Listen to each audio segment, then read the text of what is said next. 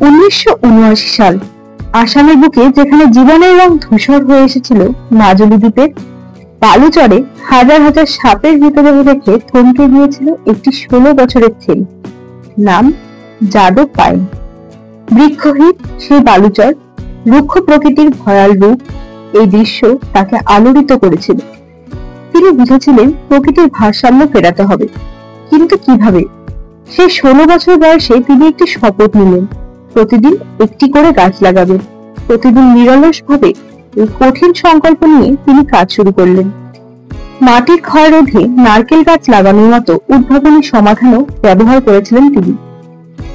দিন, মাস, বছর কেটে গেছে। 40 বছরেরও বেশি সময় ধরে এই একজন মানুষ নিজের হাতে গড়ে তুলেছেন 1360 একর বিস্তৃত এক অরণ্য, যা আজ পরিচিত মোলাই ফরেস্ট নামে। যে বালুচর ছিল একসময় জনমানবহীন, আজ সেখানে বন্য প্রাণীরা নির্ভয়ে বিচরণ করে। 2015 সালে তিনি ভারতের 4র্থ সর্বোচ্চ বেসামরিক সম্মান পদ্মশ্রীতে ভূষিত হন। তার জীবন আমাদের মনে করিয়ে দেয় যে পরিবেশ সচেতন হওয়া শুধু পিটিশনে স্বাক্ষর করা নয়, এটি হলো কাজ করা, গাছ লাগানো এবং সক্রিয়ভাবে অংশগ্রহণ করা।